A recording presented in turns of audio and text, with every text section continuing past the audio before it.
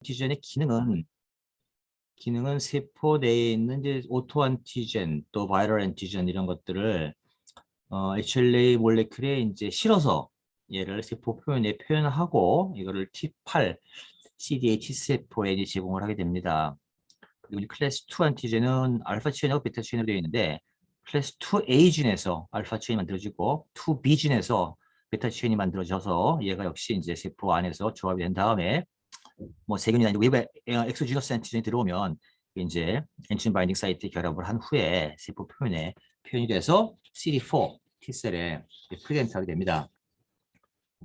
명명 그 노멘클러처 커미티가 있을 때요. 저 이번에 공부하면서 알았는데 WHO 산하기구안이고 크게 뭐 메인스트림만 얘기하면 엔티젠 항원 명명이 있고 알릴 명명이 있습니다. 항원은 이제 보시다시피 뭐 A2, 뭐 B39, CW1, DR14 이런 식으로 명명을 하고 그다음에 알릴 명명은 이제 2010년도에 이제 중요한 변화가 있었는데 그때 이제 보시면 A 다음에 별표 하고 나서 02 이런 숫자를 쓰죠. 이게 이제 혈청학적 타입을 나타내는 것이고 그 다음 영역에 이제 숫자 뭐 01, 02 이런 순서로 알기가 순서로 해당되는 것을 이제 적게 되어 있고 그다음에 둘째 영역, 셋째 영역 이런 사이에 이제 콜론을 찍게 되어 있습니다.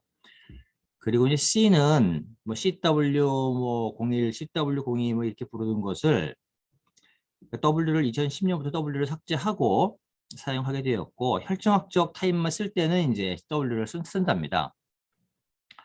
그리고 이제 마지막에 보면은 두 번째 영역까지 동의를 하면 항원성이 아미노애시드 시퀀스 레벨까지 동의를 하기 때문에 통상 두 번째 영역까지 특히 솔리드 오간 트랜스플란테이션은 충분하기 때문에 두 번째 영역까지만 보고를 한다고 합니다.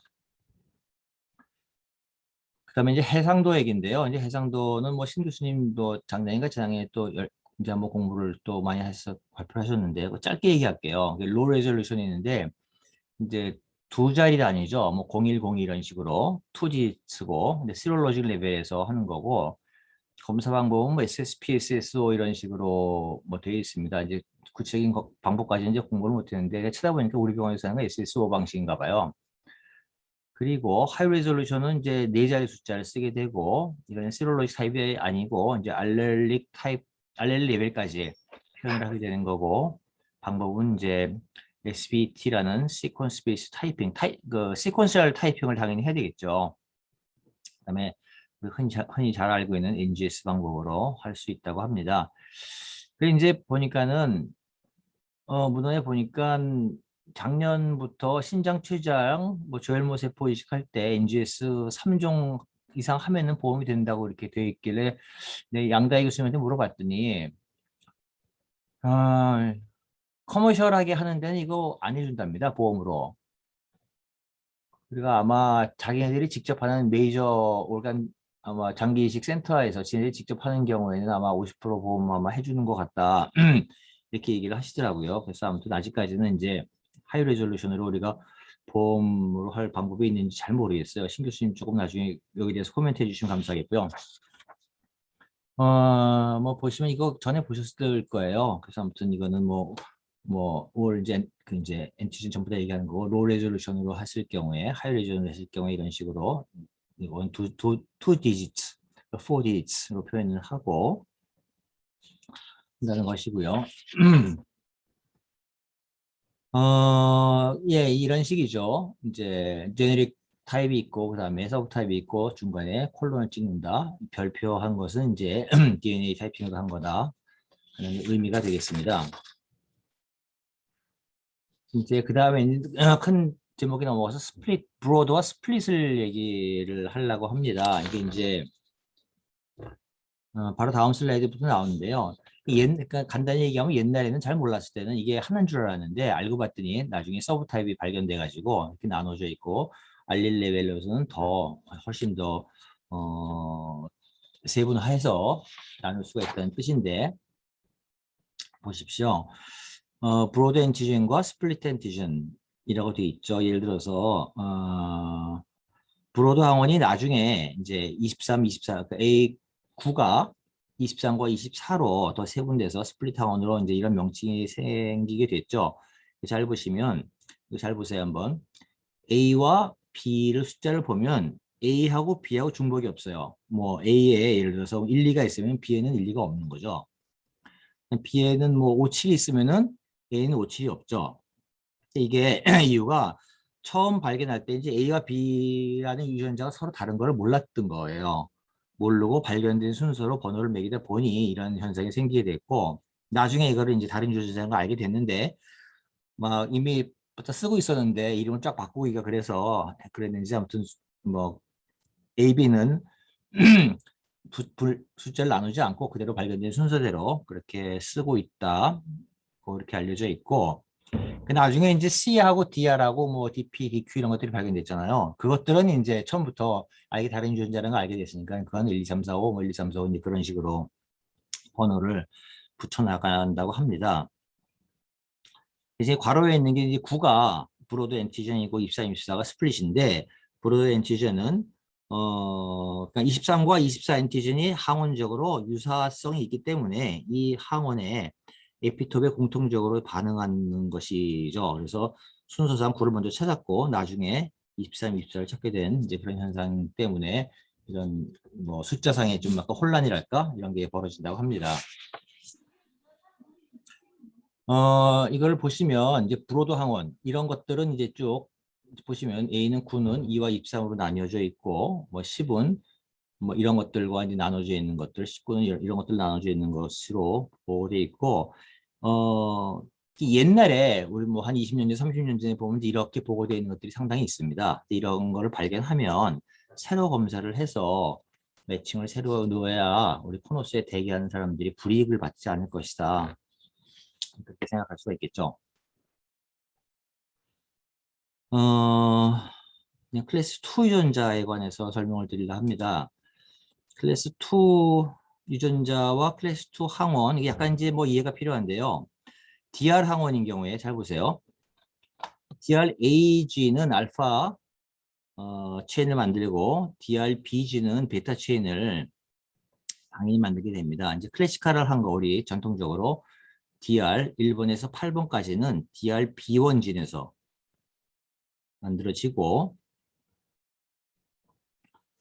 보시면 DRB1진 말고 DRB3, B4, B5진이 따로 있어요. B3진에서 만드는 거는 순서가 좀 서로 다른데 B3는 BR50이라고 그러고 B4는 53, B5는 51이라고 그러고 좀 약간 헷갈리죠. 아무튼 얘가 DR 뭐 18하고 50 얼마 때는 진 자체가 달라요. 그런데 여기서 의미를 찾는다면 DR B3, B4, B5에서 유래된 DR 52, 53, 51 얘들은 다른 DR 진과 엔티젠의 링크가 있다고 합니다. 링크가. 그래서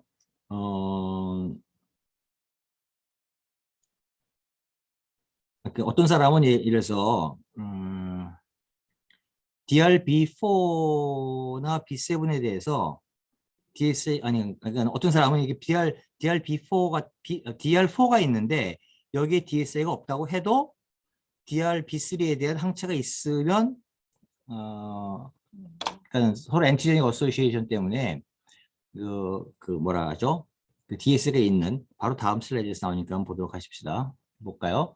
이게 실제 우리 환자인데 보세요. 이 사람은 DR4가 있고 DQ4가 있는데 이제 여기 보세요. DR4는 DSA는 음성이에요. 근데 여기 스트롱 어소시에이션이라 돼 있잖아요. 스트롱 포지티브라 돼 있잖아요. 이 이유가 DR4에는 음성이지만 이게 실제로 엔티제닉 어소시에이션이 있기 때문에 DR53과 엔티제닉 어소시에이션이 있기 때문에 양성으로 예상되고 실제로 값을 측정하니까 스트롱 스포시피시티로 나왔다는 뜻이죠. 보시죠. 53진하고 53 DR4 DR4와 53과 이렇게 연관이 있잖아요. 그죠? 이런 것이죠. 이걸 찾느라고 어제 하루 종일 찾았습니다. 환자. 이 사람 DQ 후에도 양성이 있었고, 그래서 이거를 해석하실 때, 이게 이런 이유 때문에 요거는 음성이라도 이게 실제로는 양성일 수 있겠다. 이제 DSA가 있을 수 있겠다. 이제 그런 의미로 해석을 해야 되겠습니다. 폴리모피즘입니다. 다양성이라고 부르죠.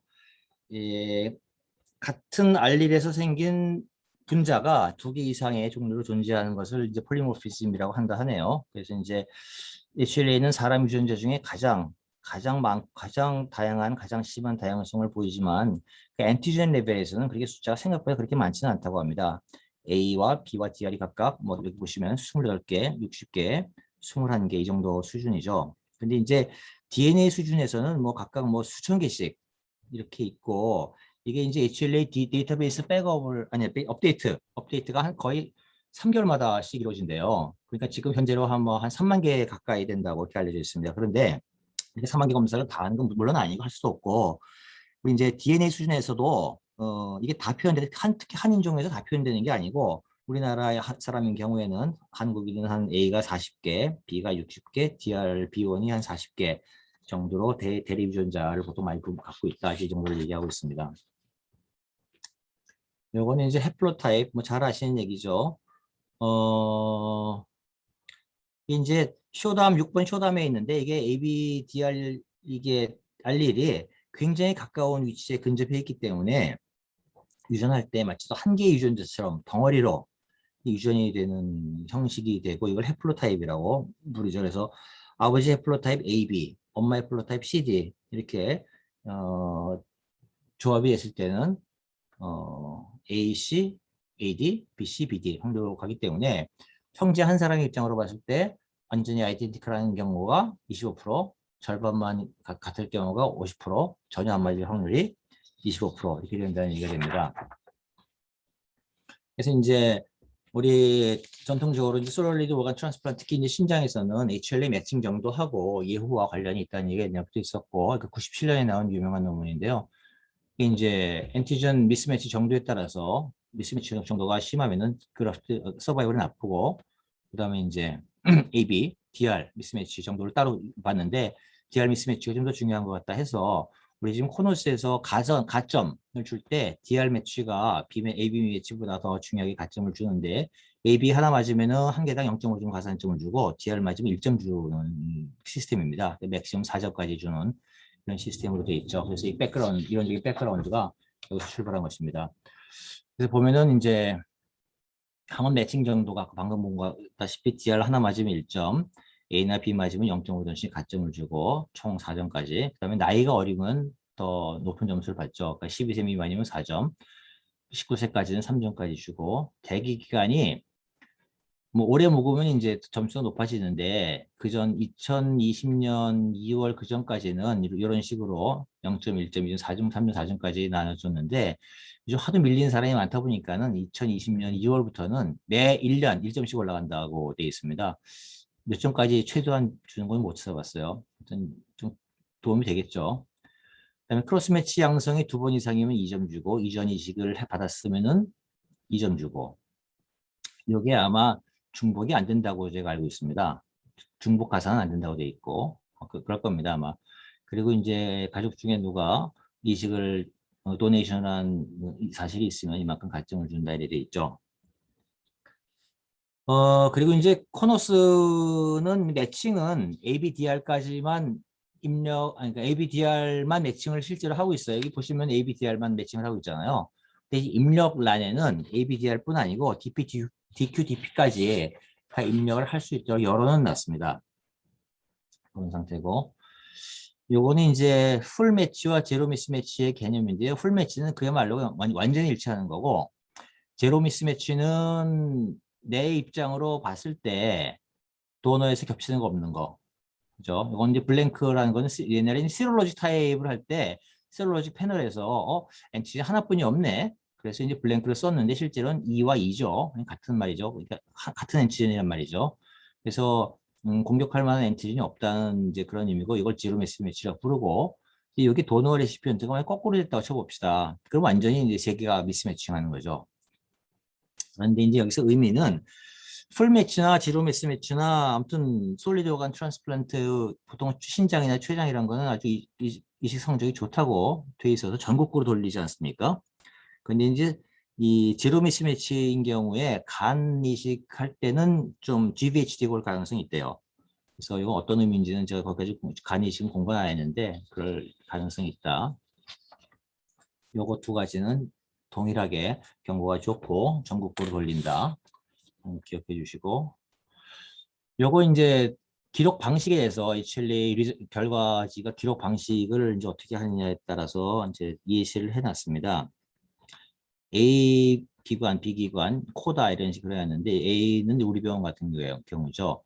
이게 이제 제네릭 타입을 먼저 써주고 여기에 이제 혈청형과 혈청형이 요건 이제 DNA 제네릭 타입이죠.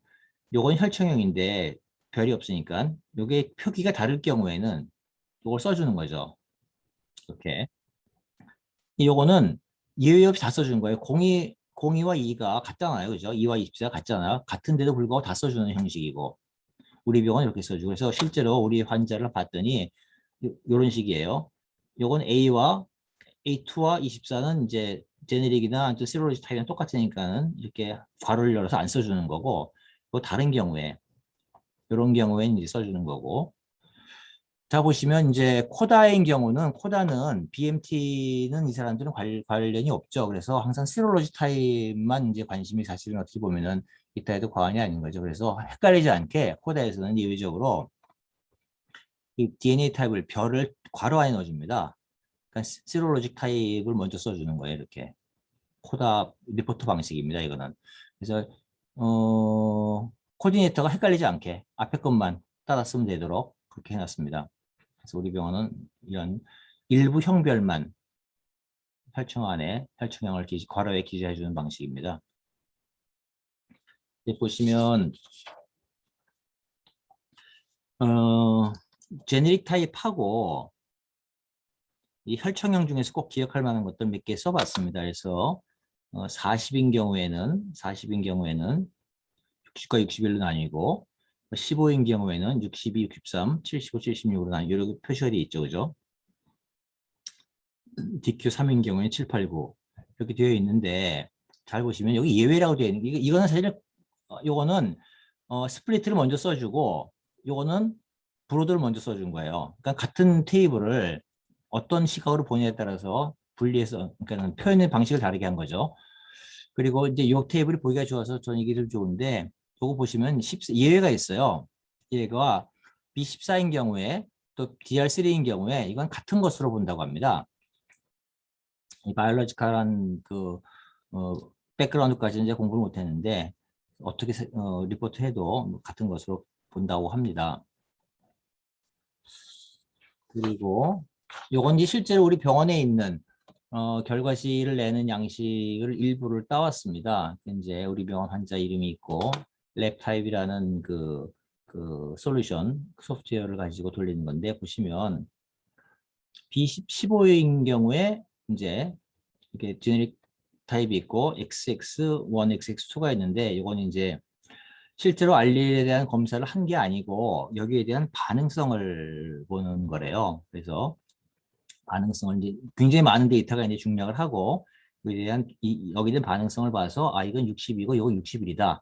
그런 식으로 이건 시로로지 타입을 결과를 낸 거죠. 그래서 실제 리포트는 아이고 이게 좀 밀렸네. 실제 리포트는 15 괄호 열고 62 40 괄호 열고 61 이런 식으로 리포트가 나갑니다. 이거 마찬가지로 DR인데 DR 04 이건 같고 09 같고 이런 식으로 결과를 내요. 그래서 제가 약간 양다희 교수님한테 좀 물었어요. 무식한 질문인데 아니 이거 기계는 이 알릴 코드를 파악하고 있는 것 같은데 이 상태에서 하이 레졸루션으로 결과를 내줄 수 있는 건가요? 그랬더니 그게 아니고 하이 레졸루션으로 결과를 내려면 시퀀싱을 해야 되는데 이건 실제로 시퀀싱 한 게 아니고 이건 이제 반응성에 관한 여러 가지 조합 중에서 그 중에서 가장 가능성이 있는 걸 내주는 거래요.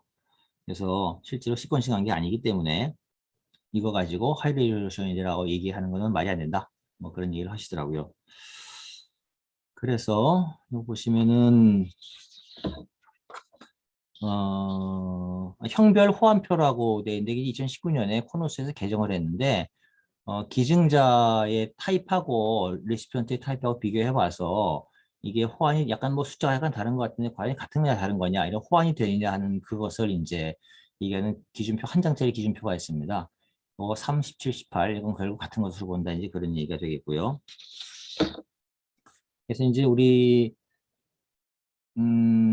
재작년 초에 이 질본에서 병원으로 공문이 아마 왔을 것 같은데 찾지 못했어요. 찾아보려 했는데 보시면 형별 호환표를 이제 개선을 하라. 옛날에 브로드 엔티전으로 이런 것들 광항원으로 돼 있는 것들 니들 등록한 거 보니까 스플릿으로 안 돼 있고 브로드 엔티전에 등록이 돼 있네. 이런 환자들은 놔두면은 그 수해 봤는데 아마 그 불이익이 있을지 모르니까 이 사람들은 좀 되도록이면 새로 검사해 갖고 새로 올리면 안 좋겠니? 라는 공문을 보냈대요. 못 찾겠더라고요.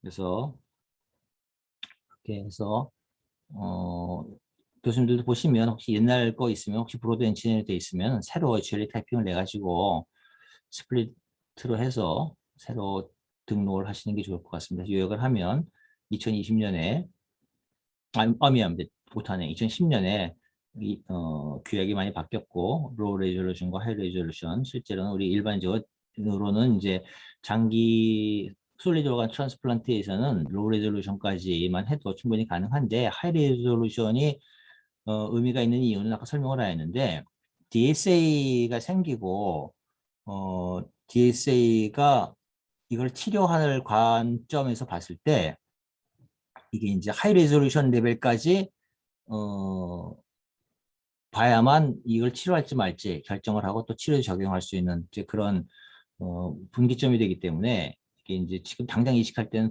뭐 크게 문제가 안 돼도 나중에 DSA의 관점에서 봤을 때는 하이 레졸루션이 필요하다 이제 그런 개념이 있었습니다. 브로드 엔치자는 옛날식 개념이 있으니까는 지금 새로 주로 광학원으로 되어 있는 보고서라면 새로 하는 게 좋겠다.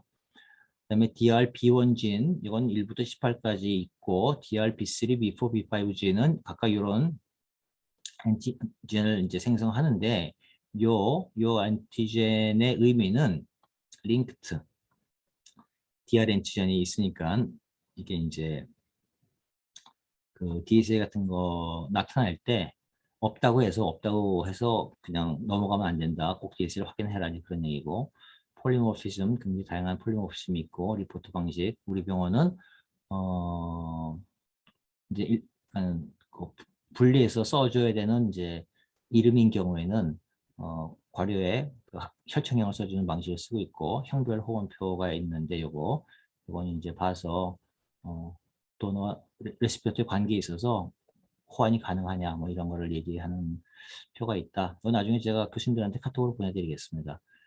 준비는 여기까지고요. 질문이나 코멘트 있으면 좀 해주시면 감사하겠습니다. 예, 교수님 발표 너무 감사드립니다. 그리고 요약 한 장짜리 보기가 딱 보기가 좋습니다. 이막 교수님 발표 내용에 대해서 정 교수님 혹시 코멘트 하실 거 있으시면. 저는 코멘트는 없고요. 그 괄호 안에 있는 게 브로드라고 하셨습니까? 교수님. 아니 보통 이제 스플릿을 네. 괄호에 써주는 경우가 아니 그러니까는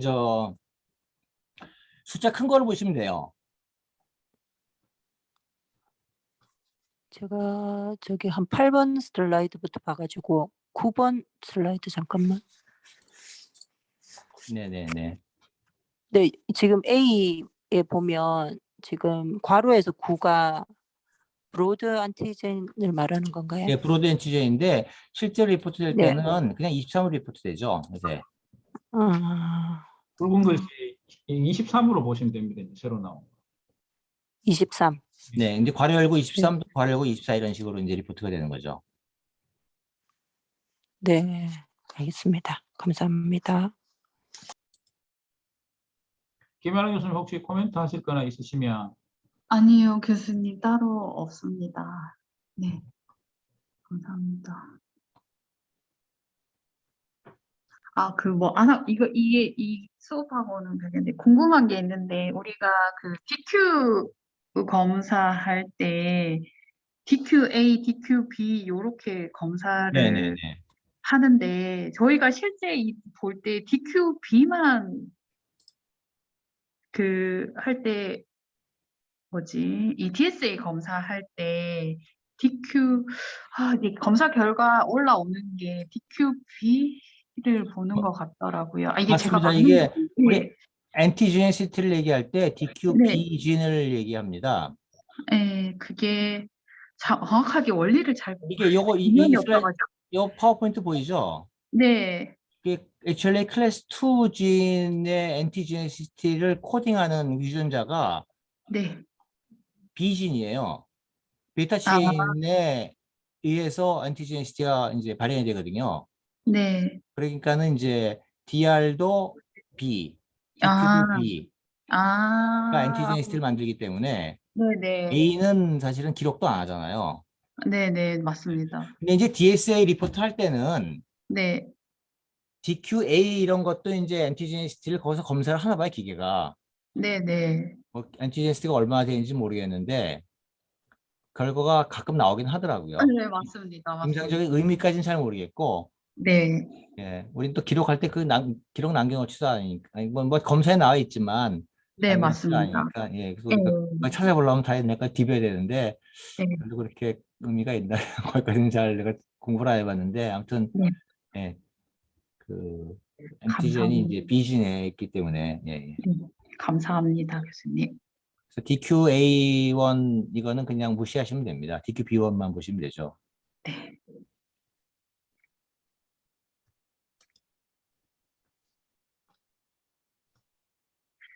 그러면 제가 제 슬라이드 잠깐만 공유해서 네. 아,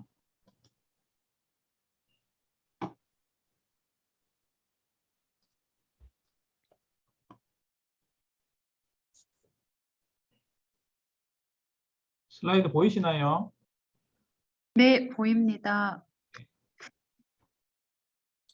그 앞에 그 HLA 진 스트럭처하고 이거는 다 말씀을 해주셔서 다 지나가고 그죠? HLA 유전자 명령법 숫자 쭉 적혀 있는 거 보이시죠?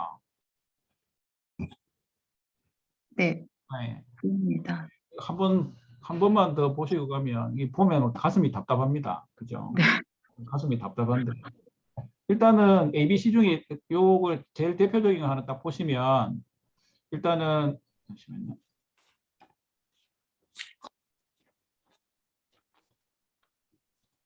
손으로. 요 B는 말 그대로 진 로쿠스 B를 나타내고요. 이게 에스트리카는 보통 몰레큘러 타이핑을 한다는 의미고 그 다음 보통 보는 44까지가 보통 로 레졸루션 타이핑입니다. 우리가 보통 보는 우리 병원에서 하는 요거는 그 혈청학적으로 이 특이성 유사가 있거나 알릴 패밀리가 있는 그룹으로 보통 이렇게 분별을 하고요.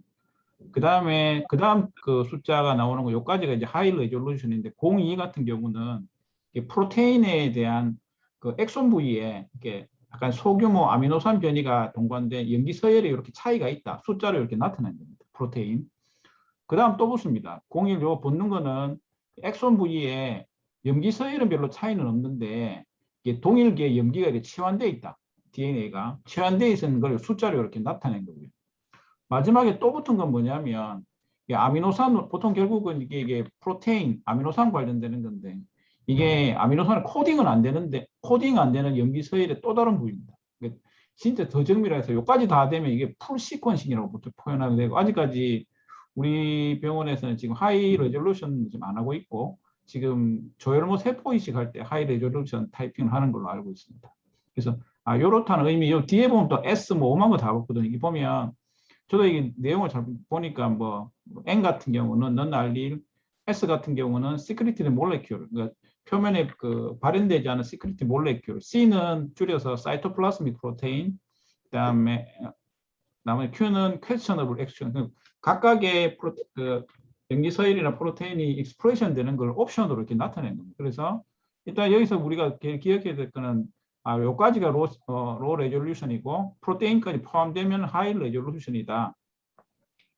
결국 이렇게 자꾸 정밀하게 가는 거는 뭐냐면 HLA 타이핑을 예전에 아까 그 임학 교수님께서 말씀하셨지만 같은 건 줄 알았는데 보니까 다른 게 막 발견되고 그러니까 또 정밀하게 해서 또 환자하고 도너하고 잘 맞춰서 결국은 정확할수록 그 콩팥 생존이 오래 가니까요. 근데 최근에는 요 가기 전에 그 HLA 역사 중에서 재밌는 게 뭐냐면 그 이식으로 뭐 고영장 이식으로 최초 이렇게 콩팥 이식이었는데 54년도에 12월 달에 콩팥 이식을 형제끼리 주고받을 때 그때는 HLA를 모르고 했다는 거죠. 여기 보시면 실제로 HLA 타이밍이 시롤로직하게 확인된 게 58년입니다. 그러니까 54년에 거의 그 뜬구름 잡듯이 그냥 쌍둥이하고 하면 잘 되겠지 하고 행동한 거죠. 굉장히 용감한 시도였는데 그 되는 게 참 다행인 것 같습니다. 실제로. 뒤에 이어지면서 2010 보시면 54년도에 이제 이식이 체로되죠. 여기 이제 이식 역사가 이제 50대 있었고 81년도에 이제 HLA 진이 이제 새로 클론된 그 상태였습니다. 그러고 다 지나서 그리고 HLA 타이핑을 하다 보니까 결국 단백질 말고 이게 같은 HLA 타이핑 뭐 A, B 좀 더 자세히 들어가서 비슷한 것끼리 찾아내고 했는데 그거보다도 더 정밀한 게 있습니다. 분석을 해보니까 이게 안티바디 쪽으로 보통 이제 파라톱이라 부르는데 이게 HLA 쪽하고 안티바디 쪽 결합하는 쪽을 자세히 들여다보니까 단백질이 아닌 아미노산 구조가 또 다른 게 또 발견된 거예요. 그걸 보통 그 에피톱이라고 보통 표현하는데 소위 말해서 특이한 항체랑 결합할 수 있는 아주 정밀한 최소한의 스트럭처 디터미넌트 아미노산 구조거든요. 그거 중에서도 굉장히 특이하게 잘 달라붙는 소위 말 안티바디하고 반응을 일으킬 수 있는 이플레이시라고 보통 표현합니다. 그 펑셔널 에피톱 보통 이플레이시라고 표현하는데 이걸로 가지고 이제 HLA 타이핑하는 게 최근에 많이 하는데 실제로 이거는 커머셜하거나 안 그러면 우리 실제로 아직까지 이용은 안 되고 있고요. 이게 에피톱을 구조라든지 그거에 대해 아직 분석이 다 안 돼서 현재까지는 하이 레졸루션 정도까지 HLA 타이핑을 해서 사용하는 걸로 현재 되어 있습니다. 최근에 근데 HLA 그 에피톱을 이용한 또 매칭도 현재 좀 진행되고 있다. 이게 왜 중요하냐? 좀 더 잘 맞게 해보자. 그 뜻이 되겠습니다. 제가 말씀드릴 내용은 여기까지입니다.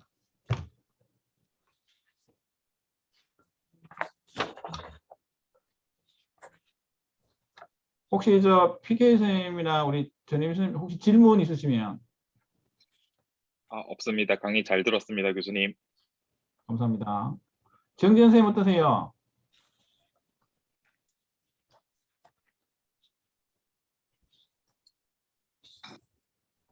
네.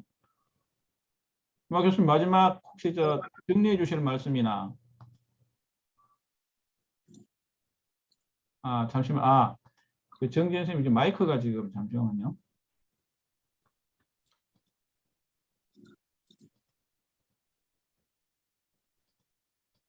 잘 안 되네. 아이고.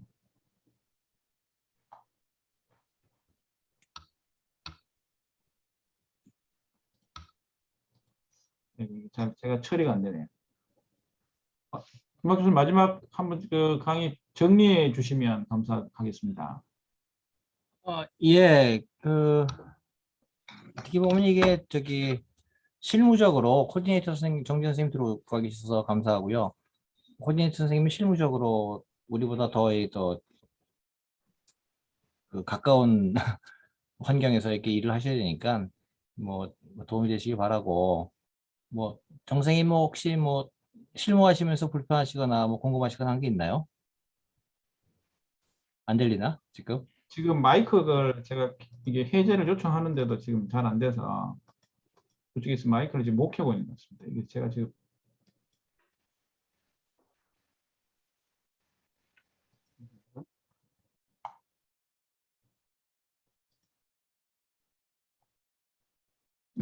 마이크를 꼭 한번 해제해 보시면 됩니다.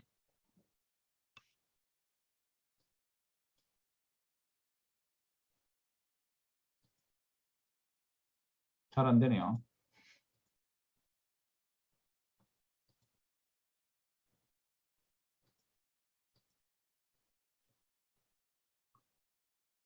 예. 컴퓨터가 잘 안 되네요. 알겠습니다. 나도 내 음소거가 되는 걸 몰랐다. 예. 마지막으로 PK 선생님 혹시 질문 있습니까? 없습니다. 잘 들었습니다. 알겠습니다. 저도 따로 없는 것 같습니다. 강의 잘 들었습니다. 감사합니다. 그러면 다른 질문이나 코멘트 없으셔서 오늘 저 HLA 용어나 그 구조들에 대해서 잘 정리해 주신 이막 교수님께 감사드리고 잠시만 광고 하나만 드리고 마치겠습니다.